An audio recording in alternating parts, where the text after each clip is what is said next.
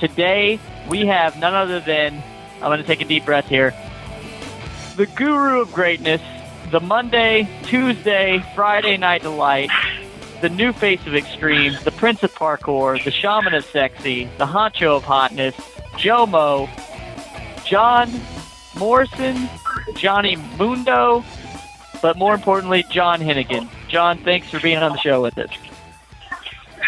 Hell of an introduction. Yeah, Johnny Mundo, now currently the Wednesday Night Delight, slowly taking over your entire week. Great to be on the show, guys. Thanks for coming on. Now, as we just mentioned, you're currently wrestling as Johnny Mundo for Lucha Underground. How does it feel to be back on television wrestling? Great. You know, wrestling is my first love. I loved watching it when I was a kid, and it's something that I've always liked doing, and I miss it a lot. Being away from WWE, and then starting to do it again made me realize why the hell I got into wrestling in the first place, because it's freaking awesome. And, yeah, Lucha Underground, couldn't be happier to be a part of that project. Wednesday nights on El Rey. Check your local cable listings. A lot of people are mentioning that El Rey is hard for them to find. For those people, I'll say, you're being lazy. Look harder. Hey, now, John, do you feel that Lucha Underground can be a top competitor to the other mainstream companies going today, and why? I feel like it absolutely can and probably already is a top competitor to the other mainstream companies that are going on today.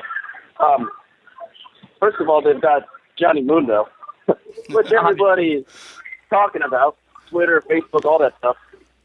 It's a fusion of a lot of really cool things. Lucha, WWE, ring psychology, me, Chavo, Ezekiel Jackson, now known as Big Rick, and Phoenix, Drago, Prince Puma, some of the best luchadors currently wrestling on the planet. And add to that, the gritty action film vibe of Robert Rodriguez and BLA Network in general. And it's a pretty awesome show. I've watched it. I've got a lot of positive feedback from my friends on the current WWE roster, former WWE people, and also my family. You know, my mom's a big fan too. So if my mom, Dolph Ziggler, and the Miz all like it, gotta say it's probably a good thing. There you go. Now, it sounds like you're currently at the gym, which isn't too shocking to most of our listeners out there. You are, dare I say, one of the most gifted athletes around. Could you let your fans know a little bit about what a day in the life of you is like? You know, I know that you do the Out of Your Mind fitness. Is that what you're currently doing as well? Yeah, absolutely. So it's a day in the life of Johnny Mundo. Live in Los Angeles. I hit the gym every day and usually go do something like parkour, boxing, some kind of stunt fighting later in the day. So today I did my stunt fighting session early. I'm hitting back and biceps right now, Out of Your Mind level 5, which is a really hard workout. And I'm kind of being lazy because I'm talking on the phone and wrestling way too much in between sets. Out of Your Mind Fitness, for those of you listening not familiar with it, is a functional fitness program developed by me and a friend of mine named Jeff Carrier that trains people to go from doing just regular bodyweight squats and push-ups to insane exercises like one-arm pull-ups, frog stand, handstand push-ups, and quadruped push-ups. And the reason that it works is because you're adding difficulty to exercises that involve movement. Most traditional bodybuilding routines are about adding weights and stuff. If you want more information about Out of Your Mind Fitness, go to www.ooynfitness.com and check it out there for more information. All right. Now, Jonathan, we recently joined forces with FWE in New York City. You are currently the FWE heavyweight champion for them. How does it like working with FWE, and what does the championship down there in New York City mean to you? I think it's really great. It's a lot of times it's refreshing to find an independent promotion that takes the promotion seriously. They bring in the most talented wrestlers on the current independent roster and every time they've got great crowds with great energy. So I couldn't be more excited to be working with WWE. Super pumped to be their champion. Now, John, you were a winner on WWE Tough Enough 3 and went on to do huge things in wrestling. Do you think that Tough Enough is still needed, or is WWE doing a good job creating stars with the new Performance Center and NXT?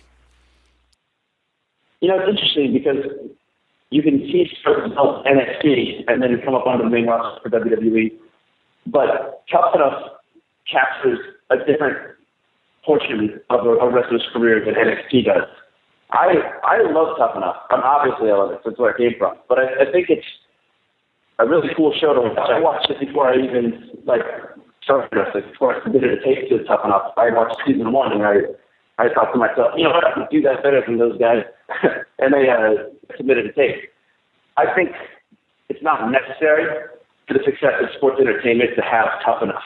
I don't think that WWE necessarily needs Tough Enough to create stars, but I'm a fan of the show, and it'd be cool to be part of it. Okay, now when you won Tough Enough 3 and you got sent down to Ohio Valley Wrestling, which was the basically the NXT of its day, who all were you down there with at that time? The Bashams, Doug and Danny Basham, Nick Dinsmore, Rob Conway was down there. Rob Conway taught me a lot about being a heel. He was a big influence on heel Johnny Blaze down at OVW. Then I tagged with Matt Capitelli, the other winner of Tough Enough, and Joey Mercury came down about a year into me being there, and I started tagging with him and learned tons and tons from Joey Mercury. Man, there's a ton of people down there at the time. Vic Delicious was down there, The Real Deal, Rob Steele, Aaron Stevens, who's now known as Damian Sandow. Sean O'Hare was down there. Roadkill, Dreamer was the head of talent relations for a while when I was down there. Those were good times. Always good to hear Dreamer stories. I don't know, like Flash Flanagan, dude, I couldn't even remember everyone off the top of my head, but there's a ton of people down there. All right. After achieving success in OVW, you, Melina, and Joey Mercury were called up to SmackDown, and you even won the tag titles from Rey Mysterio and Eddie Guerrero. How was that moment for you? Yeah, dude, like that specific match, the debut in MSG with Eminem, Melina, and Joey Mercury, and wrestling Eddie and Rey, maybe like my career highlight, one of the coolest things that's ever happened to me in my life. And it felt like that I hit the big time. Over the course of your wrestling career, me personally, and I'm sure a lot of people would echo these sentiments, you find that there's moments that you remember over the course of your career that you think about sometimes when you're on a treadmill or walking or driving, and your mind races back to how that moment felt, and that's one of those moments for me. Now, speaking of one of those moments, this is another end of that spectrum, but you and Mercury fought the Hardys at Armageddon. During that match, Joey Mercury got blasted in the face with a ladder in what is probably the worst injury that I've personally seen in professional wrestling. Did you rewatch that moment with him, or what was going through your mind when you saw that happen? You know, we never sat down and watched it together. When I was in that match, I remember that moment, and I was standing across from him and the ladder hit both of us. I didn't realize how bad it hit him, and that I got really lucky. And I rolled out of the ring thinking, damn, that ladder hurt way more than it should have. And then I rolled back out, and I remember looking up a minute later and trying to figure out where Joey went. And I looked up and I saw him walking up the ramp. I had no idea what happened to him, how bad the injury was. And then I walked over to the other side of the ring a few minutes later and saw that there was just blood pooled all over the ring, outside the ring. And when I got backstage, his face looked like a mummy. He'd been wrapped with gauze.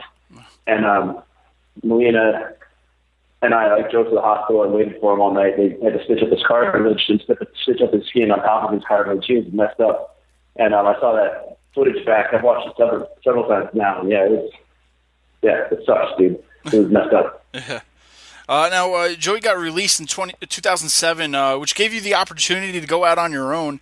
You won several titles, including the ECW Championship and the Intercontinental Championship. Did any one of those titles mean more to you? It's hard to say if like a title means more than another title because at the end of the day, it's the moments that mean the most. I mean, defending the IC title against Rey Mysterio was a huge moment for me. Winning the tag titles with Joey from Eddie and Ray was a huge moment for me. My favorite moment with the ECW title was losing it to CM Punk in Cincinnati. I thought that was our best match. It felt like that moment felt better to me than winning it. The tagging with Miz also had some great moments. Beating Kofi and Punk for the tag titles with Miz was a cool moment. Which title means more? I don't know. I mean, that's something for you guys to argue about and decide. For me, I was happy to win all of them, and I'm proud of all those achievements. You've been in several movies since your WWE departure. What should our listeners be watching that has you in it? All right, first of all, it was in the third most popular Hercules movie of 2014. Don't know if you guys have heard about it. Hercules Reborn, starring me. I saw The Rock at Gold's Venice a few weeks ago, and we had a funny conversation about Hercules movies. The other stuff that I've been doing, I did a movie called Russell Madness that comes out in March. It's about a talking Jack Russell Terrier that wants to be a pro wrestler. I play the bad wrestler in that movie. Helix the Hammer Monroe. That one is it's a kid's movie. It was really fun, though. I just finished a movie called Into the Storm, which is about artificial intelligence becoming sentient, in a sense, aware, and trying to kill humans because it knows too much. In that movie, I was the lead. I played a good android who tried to protect the world against evil AI and evil androids. That was super fun. We just wrapped, and the coolest thing I've done, I think, is in post-production. It's called Boone the Bounty Hunter. It's a movie about a narcissistic reality show bounty hunter who uses parkour to boon celebrities. Boon means tackle. So the beginning of the movie is me tackling Kevin Sorbo and tackling other celebrities and stuff until the show gets canceled and Boone decides to go to Mexico to save the show by booning a real criminal. And when that's done, that's the coolest thing that I've ever done. It's written by me, produced by me, and then also the theme of very hardworking and passionate, creative people. That's the thing I'm most excited about. Look it up on IMDb. Look me up on IMDb. And as soon as I have a trailer or anything from Boone for everybody to watch, I'll post that shit and tweet it and tell you guys to look it up. You got it. Awesome. Now, your old partner, The Miz, has also been in a few movies. Since, during your run together, there was a thing where he started to call you the Jannetty of the group. What are your thoughts on being the Jannetty of The Miz and Morrison? We both call each other the Jannetty. I don't know. I mean, time will tell who the Jannetty is. And if you wanted to analyze it a little more closely, I still feel like I'm the Michaels. Michaels took about 4 years off of his career. I've taken some time off my career, and I feel like at the end of the day, that's when people can make that call. But right now, it's still the middle of the game. All right. Now, John, if you got to come back to WWE today, is there somebody that you would love to be working with right now? Love to work with Joey Mercury. He's main eventing Raw. It'll be good for him, man. It's really cool to see Joey back on TV. The guys that are my friends that I've always enjoyed working with: Ziggler, Kofi, Zack Ryder. Is Zack still employed? Do you guys know? Is he employed by the WWE? Yes. Okay, good. Just asking because I don't see him on TV anymore. Yeah. So those guys would be cool. It would be cool to wrestle Cena. If he would ever turn heel, I think he should definitely turn heel. That would be great. If Daniel Bryan gets healthy, I'd like to wrestle him some more. Let's see. Ambrose would be fun to work. Rollins would be great to work in the ring. He's super talented. Just a little bit of a diva, so it'd be a pain to figure stuff out with him. Triple H would be cool to work with. Going back, WWE's got some of the most talented guys anywhere, and working with any of them would be really cool. Although the people that I'm with now in Lucha Underground, same thing.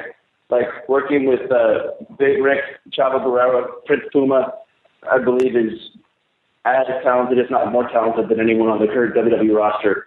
And having a chance to push myself to the physical limits of my ability by wrestling Prince Puma, Phoenix, Drago, all the luchadors, it's been really cool for me in Lucha Underground. And the stuff that is going to be coming out is just going to start upping the ante further and further with that show. So I'm super excited about that. And for me, like, there's no end-all, be-all wrestling. Wrestling exists between the performer, what's happening in the ring, and the crowd. And if those ingredients are right, that's what's going to create the moment that I'm going to be proud of, that I'm going to remember, that hopefully people in the crowd are going to remember and think to themselves, that was awesome, and I want to tell somebody about it. Now, you're speaking of some of your opponents in Lucha Underground. One of my favorites, who I think that is definitely underrated, and I'd love to see a couple matches between you guys, is the former Matt Cross, M-Dog 20, and current son of Havoc. Have you got to mix it up with him yet, or are you looking forward to doing that? I'm a big fan of his. I was a fan of his work when he was M-Dog 22, and a super talented guy. And I don't know if a lot of people know this or not, but son of Havoc is a hilarious dude. That guy's making people laugh and catering all day. He's like funny to be around, good positive energy in the locker room, and talented in the ring. So I'd love the opportunity to work with him. Now let me ask you a question about Son of Havoc. Yes. Who do you think Havoc is? That's a good question. Are we going to see Havoc? Is my question. I'm answering your question with a question. Do you want to see Havoc? I just answered your question, and you answered my question with another question. Go back and forth on this all day. Yeah, I'm completely stumped on who Havoc is. Well, you don't even have to know. You just have to make something up. That's what I've been doing this whole interview.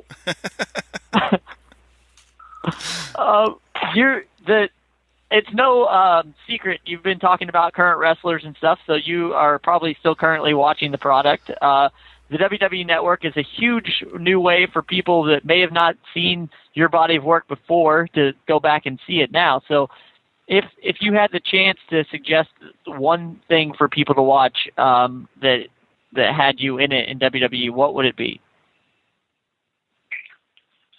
Stuff. It's like asking Jeff Foxworthy what his favorite redneck joke is. I don't know. I mean, I'd say if you want to watch a Falls Count Anywhere match, watch me versus Sheamus, watch me versus Miz, watch any of me versus Punk. I wish they had some of mine and Ziggler matches from our European tours on the network, because those live event matches were epic, and I don't think they exist anywhere. Any of that stuff. Like, there's tons of stuff. I imagine the WWE Network is the kind of thing you can start watching and turn around and check the clock and realize you just spent 2 weeks watching wrestling. Yeah. Without even knowing it. But, yeah, go on there and check out a bunch of stuff. Tweet me at the real Morrison. Let me know what you think of my stuff on the WWE Network. Now, we know you're currently on Lucha Underground, but I know you get asked this every interview, and we wouldn't be doing our jobs if we didn't ask you right now. Is there going to be a John Morrison return one day to WWE by any chance? I don't know. You know, right now I'm really happy with Lucha Underground, and I feel like I'm in on the ground floor of an organization that is just developing, and it's growing into something that could change the industry, could create competition in a way that we haven't seen since WCW. I don't know what's going to happen with Lucha Underground, but right now I'm very happy with the promotion, the talent, and the people behind it. And it's in Los Angeles, which is my hometown. So I'm happy with where I am. I was happy with WWE too.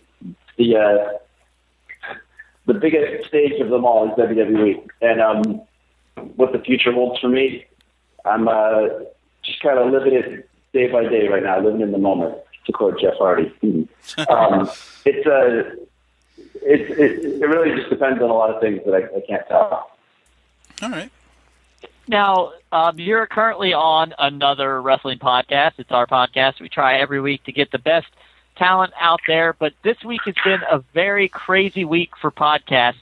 There's a huge topic of discussion. Colt Cabana had CM Punk on, and last night on the network, Steve Austin had none other than Vince McMahon. Do you, as a wrestler, listen to any of these podcasts? And if you did listen to either of those podcasts, what were your thoughts on those? I haven't had time to listen to either of them, although I've heard a lot about both. And I am planning on listening to both. So if you'd ask me that question in a couple of days, I'd probably have a lot of stuff to say about Punk's interview and Vince's interview. And looking forward to hearing both of them. Lightning round. Which is better, parkour or CrossFit? CrossFit sucks. Parkour. You know the answer to that question before you even asked it. Parkour, of course. Who's your favorite actor? Jackie Chan. You were in school. This may be a little-known John Morrison fact, but you actually studied geology. So, other than Dwayne Johnson, what is your favorite rock? Gold. Favorite Doors song? Ooh, that's a tough one. Right one. Or Fire. That's tough. Depends on the situation. You're with the ladies, Riders on the Storm. If you're at the club, maybe a Break On Through remix. Or Come On Baby, Light My Fire. What are your thoughts on Kevin Sorbo? Dude is freaking hilarious. A nice guy. I don't know what he said about stuff in the media recently, but I had a chance to work with him on Boone the Bounty Hunter, and can tell you firsthand, super nice guy, very down to earth, not judgmental. Was a pleasure to work with. Made everybody on set laugh, including me, and I think he's a great dude. All right, and favorite movie? Oh yeah, one more thing about Kevin Sorbo. I think that Ben & Jerry's should release a flavor called Kevin Sorbet. I don't know what it would be, but just for some reason I think that'd be fun. Well, right. if anybody from Ben & Jerry's is listening to this podcast, get on that right now. And favorite movie? Rumble in the Bronx. Okay, and lastly, what is your favorite John Morrison nickname? Go with the Monday night. Strike that. The Wednesday Night Delight.